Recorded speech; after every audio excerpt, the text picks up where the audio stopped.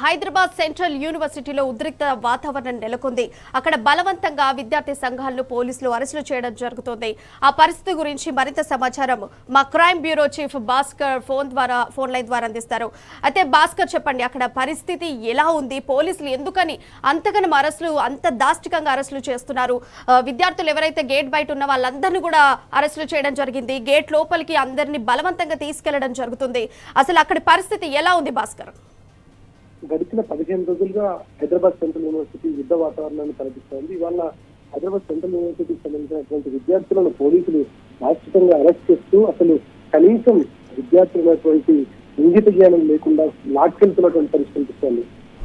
విద్యార్థుల పట్ల అనుచితంగా ప్రవర్తిస్తున్నటువంటి పోలీసుల తీరు చూస్తా ఉంటే నిజంగా ఇది తెలంగాణ పోలీసులేనా లేదా అనేటువంటి అనుమానం కలుగుతుంది. ఒకప్పటి కేసీఆర్ ముఖ్యమంత్రిగా ఉన్నటువంటి సందర్భంలో తెలంగాణ పోలీసులకు ఎంత మంచి పేరు ప్రతిష్టలు వచ్చాయో ఇవాళ అవన్నింటినీ కూడా పటాపంచ చేసే విధంగా మూర్ఖంగా పోలీసుల వ్యవహారం కనిపిస్తా ఉంది.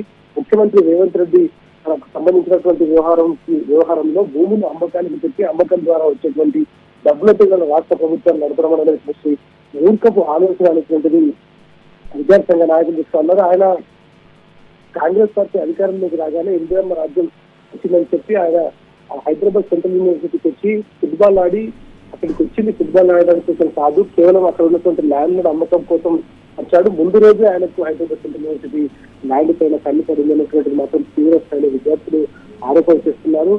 గేటు ముందు హైదరాబాద్ సెంట్రల్ యూనివర్సిటీకి సంబంధించినటువంటి గేటు ముందు ధర్నా చేస్తూ నిరసన తెలియజేస్తున్నటువంటి ప్రజాస్వామ్యంలో నిరసన తెలియజేస్తున్నటువంటి విద్యార్థులను మాత్రం అసలు మనుషుల్లాగా కాకుండా పశువుల్లాగా తీసుకెళ్తున్నటువంటి పరిస్థితి కనిపిస్తోంది. ఈ నేపథ్యంలో రాష్ట్ర ప్రభుత్వం ఏం చెప్పదలుచుకుంటే ఇప్పటికైనా ఆలోచించాల్సిన అవసరం కనిపిస్తోంది. మరోవైపు బీఆర్ఎస్ నాయకులు మాజీ మంత్రులు ఇద్దరిని బీఆర్ఎస్ ఎంపీ కేసీఆర్ తో పాటు బీఆర్ఎస్ మాజీ ఎమ్మెల్యే హరీష్ రావుని హౌద్రం చేసి ఒక యుద్ధ వాతావరణం సృష్టించేటువంటి ప్రశ్న కొనసాగిస్తున్నారు. ఈ నేపథ్యంలో బీఆర్ఎస్ పార్టీకి సంబంధించినటువంటి వాళ్ళు దీని ముందు నుంచి తీవ్రంగా ఖండిస్తున్నటువంటి ఇవాళ ఎమ్మెల్సీ శ్రవణ్ అదేవిధంగా మాజీ మంత్రి శ్రీనివాస్ మాధవ్ వెళ్ళి అరెస్ట్ చేసినటువంటి విద్యార్థులకు సంబంధించినటువంటి ప్రభుత్వానికి వ్యతిరేకంగా ఇక్కడ బహిరంగంతో విద్యార్థులు నిర్మించేటటువంటి గడిచిన 15 రోజులుగా హైదరాబాద్ సెంట్రల్ ఒక యుద్ధ వాతావరణం అయితే కనిపిస్తా ఉంది.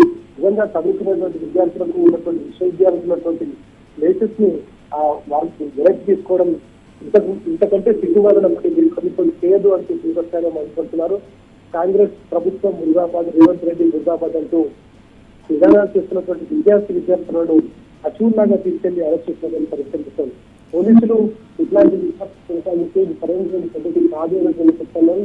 ఇప్పటికే 15 రోజులుగా ధర్నా చేస్తున్నటువంటి విద్యార్థులు ఈ విషయాన్ని రాష్ట్రపతి వరకు తీసుకెళ్లాలని చెప్పి వాళ్ళు చెప్తున్నారు. రాహుల్ గాంధీతో పాటు అనేక మందికి సోషల్ మీడియా ద్వారా ఇవాళ వాళ్ళు తెలియజేసే ప్రత్యేకమైనటువంటి కానీ నిమ్మకు నిర్వహించినటువంటి కాంగ్రెస్ ప్రభుత్వం రాహుల్ గాంధీ తన వరకు వచ్చేసరికి ఒక న్యాయం బయట వాళ్ళ న్యాయం అనేటువంటిది కొనసాగిస్తున్నటువంటి ప్రత్యేక కనిపిస్తా ఉంది. ఇవాళ ఎవరు లేనటువంటి మూగజీవులు వన్యప్రాణులు పూర్తిగా ఇవాళ సోషల్ మీడియాలో వచ్చినటువంటి అనేక రకాల వీడియోలు చూస్తూ ఉంటే అయితే భాస్కర్ అయితే ప్రస్తుతం స్టూడెంట్స్ అందరూ కూడా విద్యార్థి సంఘాలందరూ కూడా ప్రస్తుతం వాళ్ళు ఏం డిమాండ్ చేస్తున్నారు? ఇవాళ విద్యార్థి సంఘాలకు సంబంధించినటువంటి వాళ్ళు కావచ్చు, అన్ని పార్టీలకు సంబంధించిన విద్యార్థి సంఘాలు పూర్తిగా ఇవాళ జరుగుతున్నటువంటి దాన్ని అడ్డుకోవాలి. 400 ఎకరాలకు ప్రభుత్వ భూమిని యూనివర్సిటీ భూమిని ప్రభుత్వం అమ్మకానికి పెట్టినటువంటి పరిస్థితి మాత్రం చాలా సీరియస్ గా తీసుకున్నారు. ఇవాళ ప్రభుత్వం బీఆర్ఎస్ కేటీఆర్ సెంటర్ చిత్రంలో ఒక చిత్రం ద్వారా ఒక దాన్ని కూడా చేపట్టింది. రాహుల్ గాంధీకి ఒక్కసారి హైదరాబాద్ పెట్టి ఇవాళ కేసీఆర్ ప్రభుత్వంలో ఏం చేశారు, ఎట్లాంటి డెవలప్మెంట్ చేశారు, ఇవాళ హైదరాబాద్ సెంట్రల్ యూనివర్సిటీలో రేవంత్ రెడ్డి పరిపాలన ఎట్లా కొనసాగిస్తున్నారు, విద్యార్థులను ఎట్లా రోడ్ల మీద తీసుకొచ్చారు అనేటువంటిది గుర్తుపెట్టుకోవాలని చెప్పినటువంటి పరిస్థితి. రోహిత్ వేములు చనిపోయినప్పుడు వచ్చి ఇక్కడ జరుగుతున్నటువంటి పరిస్థితులను పూర్తిగా ఆయన చూసి క్షమించిపోయినటువంటి రాహుల్ గాంధీ ఇవాళ రోడ్ల మీదకి వచ్చినటువంటి మొత్తం రోడ్ల మీదకి వచ్చి తన భూములను కాపాడుకోవడం కోసం విద్యార్థి చేసినటువంటి పోరాటాన్ని ఎందుకు గుర్తించడం లేదు? ఎన్నిసార్లు అనేక సోషల్ మీడియా ద్వారా ఇవాళ రాహుల్ గాంధీకి చేరవేసిన ప్రయత్నం చేసినా రాహుల్ గాంధీ కళ్ళుండి చూడలేనటువంటి బుద్ధివారలాగా వ్యవహరిస్తున్నటువంటి కూడా తీవ్ర స్థాయిలో మండిపడుతున్నటువంటి పరిస్థితి కనిపిస్తోంది. ఇవాళ ప్రకృతికి సంబంధించినటువంటి బయోడైవర్సిటీని కాపాడే ప్రయత్నంలో అనేక జింకలు, నెమళ్ళు, అనేక జీవులు ఇవాళ వాటిని చూస్తుంటే జాలేసినటువంటి అండ్ భాస్కర్ ప్రకృతి కోసం ఇంతమంది విద్యార్థి సంఘాలు నాయకులు వీళ్ళందరూ కూడా ఎంతో పోరాటం చేస్తుంటే అసలు ప్రకృతి మీద దృష్టి సారించేటువంటి ఒక డ్యూటీ ఉండేటువంటి ప్రభుత్వం ఎందుకు మాత్రం దాన్ని నెగ్లెక్ట్ చేస్తుంది? అక్కడ అన్ని వన్యప్రాణులు ఉండేటువంటి విషయం మనము అందరం కూడా విజువల్స్ లో చూసాము, నిన్న నుంచి కూడా అది ప్రసారం అవుతుంది. అయినప్పటికీ కూడా అన్ని నెమళ్ళు జింకలు ఉన్నప్పటికీ కూడా ఎందుకని ఈ ప్రభుత్వం దీన్ని విరమించుకోవట్లేదు? పూర్తిగా ప్రకృతిని నాశనం చేయాలనేటువంటి ముఖ్య ఉద్దేశంతోనే రేవంత్ సర్కార్ పనిచేస్తున్నటువంటి పరిస్థితి. ఎందుకంటే గతంలో మనం చూసాం, వికారాబాద్ సంబంధించినటువంటి దగ్గర ఆయన తీసుకున్నటువంటి నిర్ణయం, అక్కడ ఫార్మాసిటికల్ కంపెనీ ఇస్తామనుకుంటున్నటువంటి సందర్భంలో అక్కడ పూర్తిగా అక్కడ ఉన్నటువంటి రైతులు వ్యతిరేకించడంతో వాళ్ళపైన అక్రమ కేసులు పెట్టి దాన్ని స్వాధీనం చేసుకోవాలనేటువంటి నేపథ్యం. వికారాబాద్ లో ఉన్నటువంటి చెట్లు అక్కడ ఉన్నటువంటి అటవీ ప్రాంతం ఎంత దట్టంగా ఉంటుందంటే ఇవాళ అక్కడ స్టార్ట్ అయ్యేటువంటి మూసి ఇవాళ పూర్తిగా రంగారెడ్డి జిల్లా మీదుగా స్టార్ట్ అయ్యి నల్గొండ జిల్లా మీదుగా పాడుతున్నటువంటి అనేక ప్రకృతి సంపదకు సంబంధించినటువంటి కేంద్రంగా ఉంది. దాన్ని పూర్తిగా బీఆర్ఎస్ పార్టీ దానిపైన సీరియస్ గా ఫైట్ చేయడంతో ప్రస్తుతానికి ఆపేశారు. ఇక ఇప్పుడు హైదరాబాద్ సెంట్రల్ యూనివర్సిటీ ఉన్నటువంటి 400 ఎకరాల్లో అనేక వన్యప్రాణులు, జంతువులు, మూగజీవులు, అనేక రకాలైనటువంటి ఔషధ మొక్కలు ఉన్నటువంటి ప్రాంతం. వాళ్ళందరినీ డిస్టర్బ్ చేసి బయోడైవర్సిటీని డిస్ట్రాయ్ చేయాల్సిన ఇవాళ ప్రభుత్వం కుట్రపూరితంగా హైదరాబాద్ నగరాన్ని నాశనం చేయాలనేటువంటి ఉద్దేశంతోనే ముందుకు వెళ్తున్నటువంటి పరిస్థితి ఉన్నటువంటి అనుమానాలు అయితే కలుగుతాయి. ఇవాళ ప్రకృతిని కాపాడాల్సినటువంటి ప్రభుత్వాలు భవిష్యత్తు తరాలకు మంచి వాతావరణాన్ని, మంచి వెదర్ ని అందించాల్సినటువంటి ప్రభుత్వాలు ఇట్లాంటి వ్యవహారంతో ముందుకు వెళ్తూ ఇక్కడ కూడా చాలా జంతు సంపదతో పాటు వృత్తి సంపద కూడా పూర్తిగా దూరమైనటువంటి అవకాశం కనిపిస్తుంది. వాళ్ళ హైదరాబాద్ నగరం గడిచిన 10 ఏళ్లలో గ్రీన్ హరితహారంతో కేసీఆర్ చేసినటువంటి అనేక అభివృద్ధి పనుల ద్వారా ఇవాళ అటవీ సంపద, చెత్త సంపద పూర్తిగా పెరిగి ఇవాళ అన్ని రకాలుగా అప్పట్లో కేసీఆర్ చెప్పినటువంటి నినాదం ఏంటంటే వానలు వాపసు రావాలి, కోతులు అడవిలోకి వెళ్ళాలి అనేటువంటి ఏదైతే ఉందో దానికి వ్యతిరేకంగా ఇవాళ రేవంత్ సర్కార్ చేసినటువంటి పరిస్థితి కనిపిస్తుంది. అండ్ అలాగే భాస్కర్ ఒక దిక్కు యూనివర్సిటీ ప్రాపర్టీ కోసం, ల్యాండ్ కోసం, ప్రకృతి కోసం ఇట్లా విద్యార్థులందరూ కూడా వాళ్ళ నిరసనను తెలియజేయాలని వాళ్ళు యూనివర్సిటీ ముందు నిరసన తెలియజేస్తుంటే కూడా నిరసన చేస్తున్న వాళ్ళని అడ్డుకుంటున్నారు. అంటే ఈ ప్రభుత్వము నిరసన చేయడానికి కూడా హక్కును కల్పించట్లేదా స్టూడెంట్స్ కి? అసలు ప్రభుత్వము ఏ రకంగా నిరసనని ఆపేయాలని అనుకుంటుంది?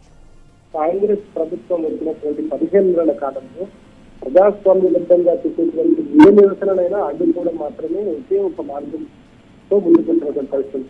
జర్నలిస్టులు, ఆ తర్వాత మేధావులను, ఆ తర్వాత రాజకీయ నాయకులను, విద్యార్థులను, ఎవరైతే ప్రభుత్వం చేస్తున్నటువంటి తప్పు ఇది సరైనటువంటి కాదు, ప్రజాస్వామ్యబద్ధంగా చేసేటువంటి వ్యవహారం లేదు అని ప్రశ్నిస్తున్నటువంటి వారిపై గొంతు ఎత్తుకునేటువంటి ప్రశ్నలు పరిస్థితి కనిపిస్తుంది. మీడియా నుంచి మొదలుపెట్టే విద్యార్థుల వరకు అనేక వందలాది కేసులు పెట్టి వేధిస్తున్నటువంటి ప్రభుత్వం ఏదైనా ఇప్పటివరకు దేశంలో ఉందంటే అది ఇందిరమ్మ సర్కారు, ఏరిపోయి తెచ్చుకున్నటువంటి రేవంత్ సర్కార్. ఇవాళ ప్రశ్నిస్తున్నటువంటి ప్రజా గొంతుకులను ఇబ్బంది పెట్టే విధంగా ఓవైపు ఉస్మానియా యూనివర్సిటీలో ధర్నాలు నిరసన చేయకుండా వీసీతో మీకు నేనున్నా అంటూ రేవంత్ రెడ్డి ఓట్లన్నీ విద్యార్థి నాయకులతోటి యువతకు మేము మీకు పెద్దపీట వేస్తామని చెప్పేసి ఓట్లన్నీ గుద్దించుకున్న తర్వాత ఇప్పుడు చూస్తే వాళ్ళ నిరసన తెలియజేస్తుంటే కూడా ఆ హక్కు ఇవ్వకుండా వాళ్ళందరినీ ఆపే ప్రయత్నం చేస్తూ వాళ్ళకు పెద్దపీట వేయకపోగా ఇంకా వాళ్ళు చేస్తున్న నిరసనకు వాళ్ళ భూములనే లాక్కోవటము, ప్రకృతిని పాడు చేయడం, ఇదంతా అసలు గవర్నమెంట్ ఇట్లా ఎందుకు చేస్తుంది ప్రభుత్వం? తెలంగాణ మేధావులు, తెలంగాణ జర్నలిస్టులు, తెలంగాణలో ఉన్నటువంటి అనేక ప్రజాస్వామ్య సంఘాలు ఇవాళ దీనిపైన మాట్లాడాల్సినటువంటి అవసరం కనిపిస్తుంది. రేవంత్ రెడ్డి చేస్తున్నటువంటి ఈ కుట్రతో ఇవాళ జంతు సంపద, వృత్తి సంపదనే కాకుండా విలువైనటువంటి యూనివర్సిటీ భూములు అన్యాక్రాంతమైనటువంటి పరిస్థితి కనిపిస్తుంది. నిజంగా కూడా ఇదే యూనివర్సిటీలో రాష్ట్ర ప్రభుత్వం ఉన్నటువంటి అనేక మంది 4 నుంచి 5 మంది ఎమ్మెల్యేలతో పాటు 2 మంత్రులు కూడా ఇక్కడ చదువుకొని వాళ్ళ పైకొచ్చారు. మంత్రి సుగర్బాబు, డిప్యూటీ సీఎం బట్టి విక్రమార్క, అనేక మంది ఐఏఎస్లు, ఐపీఎస్లు, ఐఎఫ్ఎస్లు, బ్యూరోక్రట్స్ ఇక్కడ నుంచి బయటకు వచ్చారు. వాళ్ళని తయారు చేసినటువంటి ఈ యూనివర్సిటీకి ఒక గొప్ప చరిత్ర తెలంగాణ ఉద్యమ నేపథ్యంలో. అప్పుడు అనేక దేశంలో ఉన్నటువంటి అనేక రాష్ట్రాల నుంచి ఇక్కడికి వచ్చి చదువుకోవడానికి హైదరాబాద్ సెంట్రల్ యూనివర్సిటీ ఏర్పరచడం జరిగింది. ఇప్పుడు హైదరాబాద్ సెంట్రల్ యూనివర్సిటీ అనేది ఇది ఖచ్చితంగా ఇక్కడ చదువుతున్నటువంటి వారు వివిధ రాష్ట్రాలు, వివిధ భాషలు మాట్లాడుతూ ఇక్కడ భిన్నత్వంలో ఏకత్వాన్ని కలిగించే విధంగా ఇక్కడ యూనివర్సిటీ ఏర్పడుతుంది. యూనివర్సిటీకి గొప్ప చరిత్ర ఉంది. ఆ యూనివర్సిటీని కాపాడుకోవడానికి ప్రజాస్వామ్యంగా విద్యార్థులు ఇవాళ ధర్నాలు చేస్తుంటే విద్యార్థులకు ఉద్యోగస్తులకు ఇవ్వాల్సినటువంటి ఫెసిలిటీస్ ఇవ్వకుండా కొత్త ఉద్యోగాలు సృష్టించేటువంటి విండో లేకుండా అనేక రకాలుగా అబద్ధాలతో 420 అబద్ధపు హామీలతో 6 గ్యారంటీలతో అధికారంలోకి వచ్చినటువంటి కాంగ్రెస్ ప్రభుత్వం మాత్రం పూర్తిగా ఇవాళ ఇబ్బంది పెట్టే విధంగా ఇవాళ వ్యవహరిస్తుంది. ఈ వ్యవహారం పట్ల చాలా సీరియస్ గా మాత్రం ప్రజాస్వామ్యాన్ని రెస్పాన్స్ కావాల్సిన అవసరం కనిపిస్తోంది.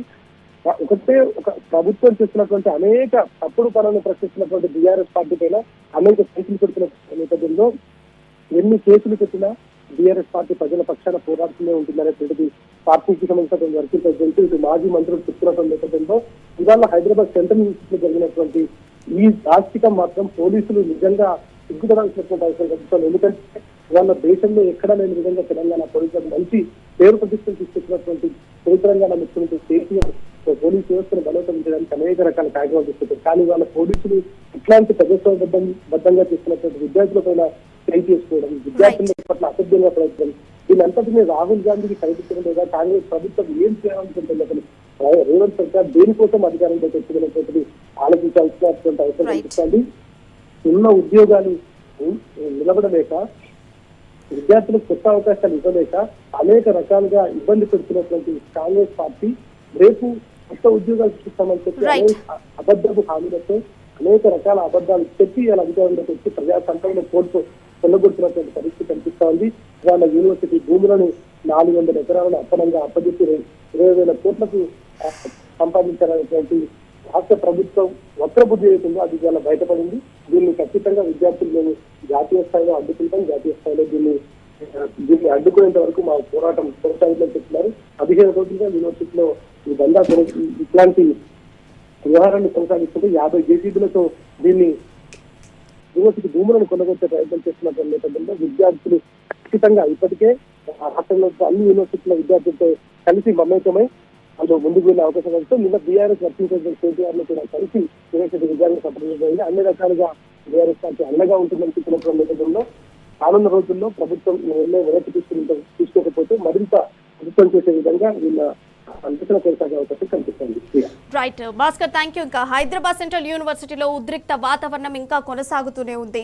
అసలు ఓట్లకు ముందేమో యువతకు పెద్దపీట వేస్తామని చెప్పి ఇప్పుడు కనీసము వాళ్ళకు ఉండేటువంటి 400 ఎకరాస్ ని కూడా ఈ గవర్నమెంట్ కాజేసే ప్రయత్నం చేస్తుంది. అంతేకాకుండా యువతకు అందరికీ పెద్దపీట వేస్తా అని చెప్పి కనీసం వాళ్ళు నిరసన తెలియజేసుకునే విధంగా కూడా వాళ్ళు చూడకుండా నిరసన చేసేటువంటి విద్యార్థి సంఘాలందరినీ కూడా అరెస్టులు చేయడం జరుగుతుంది. అమ్మాయిలైతే దారుణంగా దాష్టికంగా పోలీసులు అయినప్పుడు కూడా నాలుగు దిక్కులా పట్టుకొని చాలా దాష్టికంగా కూడా అరెస్టులు చేయడం జరుగుతుంది, వాళ్ళందరినీ తరలించడం జరుగుతుంది.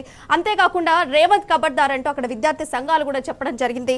అండ్ అనేక రాష్ట్రాల నుంచి కూడా హైదరాబాద్ సెంట్రల్ యూనివర్సిటీలో వాళ్ళందరూ కూడా చదువుకుంటారు. ఆ యొక్క ప్లేస్లనే ఇట్లాంటి ఒక ప్రాబ్లం వచ్చింది, అసలు ఇదేం పాలన, ఇదేం ప్రజాపాలన, ఇదొక నియంత పాలన అంటూ అక్కడ విద్యార్థి సంఘాలు కూడా చెప్పడం జరుగుతుంది. అందరూ కూడా వినూత్నంగా నిరసన తెలియజేస్తుంటే దాన్ని మధ్యలో ఆపే ప్రయత్నం పోలీసులు చేస్తున్నారు. ఆపడమే కాకుండా వాళ్ళందరినీ కూడా అరెస్టులు చేసి జీప్లలో ఎక్కించి పంపిస్తున్నారు. అసలు ఇదేం పాలన, ఇలాంటి పాలనని మేము ఎక్స్పెక్ట్ చేయలేదు. అసలు రేవంత్ రెడ్డి వస్తే యువత బాగుపడుతుంది అని మేము అనుకున్నాం, కానీ మా ఉన్నటువంటి నీడనే పోగొట్టే ప్రయత్నం ఈ గవర్నమెంట్ చేస్తుందని మేము అనుకోలేదు.